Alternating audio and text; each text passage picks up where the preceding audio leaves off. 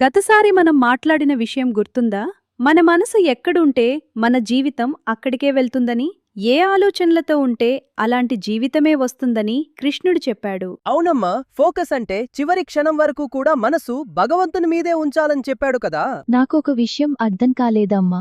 అంత కాన్స్టెంట్ గా గుర్తుపెట్టుకోవడం పాసిబుల్ అవుతుందా? అది మంచి ప్రశ్న మీరా. ఈరోజు కృష్ణుడు సరిగ్గా అదే చెప్తున్నాడు. ఆ డివోషన్ ఎలా ఉంటుందో, దాన్ని ఎలా ప్రాక్టీస్ చేస్తారో, అది ఎక్కడికి తీసుకెళ్తుందో. ఇప్పుడు చూద్దాం. కృష్ణుడు అర్జునుడికి ఒక చాలా గొప్ప విషయం చెప్పబోతున్నాడు. నీకు ఒక రహస్యం చెప్తాను అని మొదలుపెడతాడు. యదక్షరం వేదవిదో వదంతి విశంతి యద్యతయో వీతరాగాః యదిచ్ఛంతో బ్రహ్మచర్యం చరంతి తత్తే పదతి తత్తే పదం సంగ్రహేణ ప్రవక్ష్యే. కృష్ణుడు ఇక్కడ చెప్తున్నాడు, వేదాలు తెలిసినవాళ్లు దేన్ని అక్షరం అంటారో అంటే నాశనం కానిది అని, దాన్ని బ్రహ్మం అంటారు. గొప్ప సాధకులు, మనసులో ఎలాంటి అటాచ్మెంట్ లేనివాళ్లు ఆ బ్రహ్మంలోకి వెళ్తారు. దాన్ని కోరుకుని బ్రహ్మచర్యం పాటిస్తారు. ఆ దారిని నేను నీకు చెప్తాను అని కృష్ణుడు అంటున్నాడు. బ్రహ్మమంటే ఏమిటి అమ్మా? బ్రహ్మం అంటే అన్నిటికీ మూలమైన శక్తి. ఈ ప్రపంచంలో కనిపించేవన్నీ వస్తాయి పోతాయి కదా, కాని ఆ మూలశక్తి ఎప్పటికీ ఉంటుంది. దాన్నే బ్రహ్మం అంటారు. అది గాడ్ లాంటిదా అమ్మా? చాలా దగ్గరగా ఉంది మీరా. బ్రహ్మం అంటే అన్నిటిలోనూ ఉన్న ఆ అల్టిమేట్ రియాలిటీ. అది మనలో కూడా ఉంది. కృష్ణుడు అర్జునుడికి చెప్తున్నాడు, ఆ గొప్ప స్థితిని చేరుకోవడానికి ఒక దారి ఉంది, ఇప్పుడు చెప్తాను అని. అంటే కృష్ణుడు ఒక సీక్రెట్ చెప్తున్నాడా నాన్న? అవున్లే ఆరవ్. ఆ రహస్యం ఏమిటంటే, స్టార్స్ గురించి తెలుసుకోవాలని ఒక పిల్లవాడు బుక్స్ చదివినట్టు, ఏదో ఒక గొప్ప విషయం తెలుసుకోవాలని మనసులో ఆ కోరిక ఉంటే అది మనల్ని ముందుకు తీసుకెళ్తుంది. అలాగే ఆ బ్రహ్మాన్ని తెలుసుకోవాలని కోరుకోవడమే ఆ దారిలో మొదటి అడుగు. అందుకే కృష్ణుడు నేను చెప్తాను అన్నాడు. అంటే ఈ దారి అందరికీ అందుబాటులో ఉంది. హయ్యర్ నాలెడ్జ్ వైపు వెళ్లాలని అనిపించడమే నిజమైన ఫుల్ఫిల్మెంట్కి మొదలు. అమ్మా, ఆ దారి ఏమిటో తర్వాత చెప్తాడా? ఇప్పుడే చెప్తున్నాడు మీరా తర్వాతి శ్లోకంలో. సర్వద్వారాణి సంయమ్య మనో హృది నిరుధ్యచ మూజ్ఞార్ధాయాత్మనః ప్రాణమాస్థితో యోగధారణాం. ఇక్కడ కృష్ణుడు చెప్తున్నాడు, అన్ని ఇంద్రియాల ద్వారాలు మూసుకో. అంటే కళ్ళు, చెవులు, ముక్కు ఇవన్నీ బయటి ప్రపంచంలోకి తెరుచుకున్న కిటికీలు.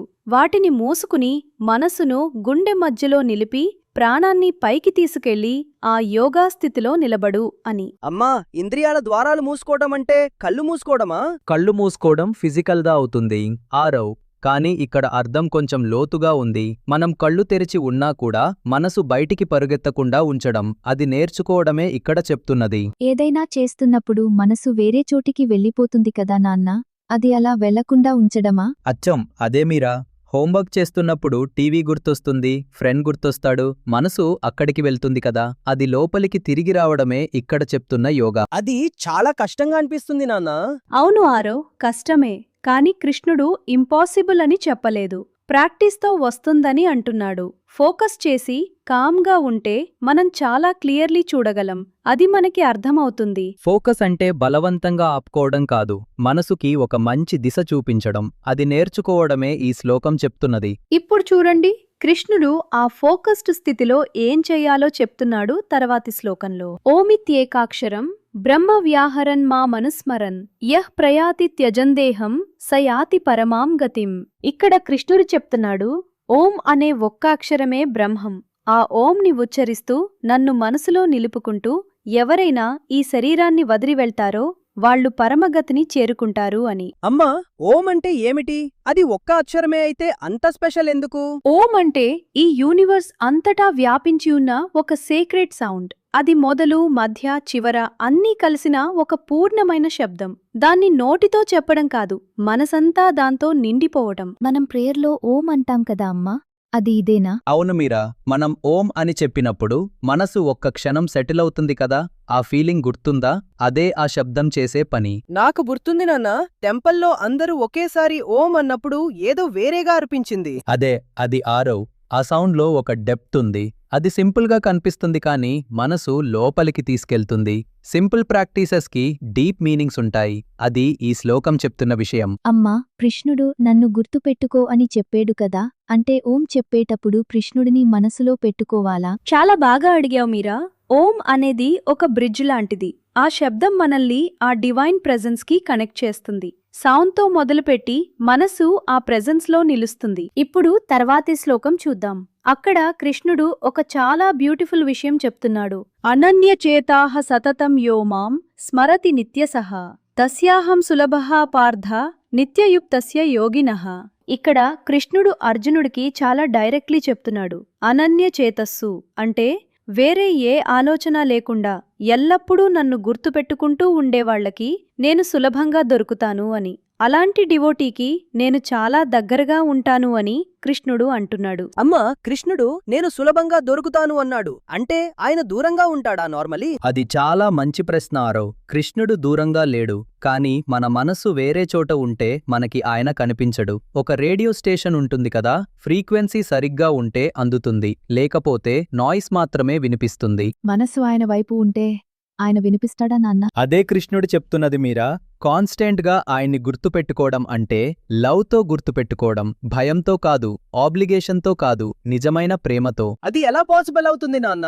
స్కూల్లో ఉన్నప్పుడు, క్రికెట్ ఆడుతున్నప్పుడు అప్పుడు కూడా గుర్తు పెట్టుకోవాలా? ఆరో, నీకు నచ్చిన ఒక ఫ్రెండ్ ఉంటాడు కదా, ఆ ఫ్రెండ్ గురించి నువ్వు యాక్టివ్లీ ఆలోచించకపోయినా ఏదైనా జరిగినప్పుడు వీడికి చెప్పాలి అనిపిస్తుంది కదా, అది ఒక బ్యాక్గ్రౌండ్ కనెక్షన్.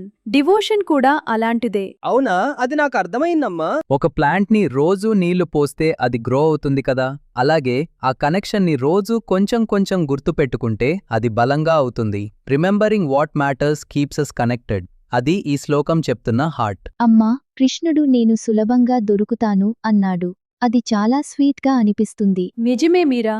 ఆయన దూరంగా పోయి నన్ను వెతుక్కో అని చెప్పడం లేదు, నీకు నేను దగ్గరగా ఉంటాను అంటున్నాడు.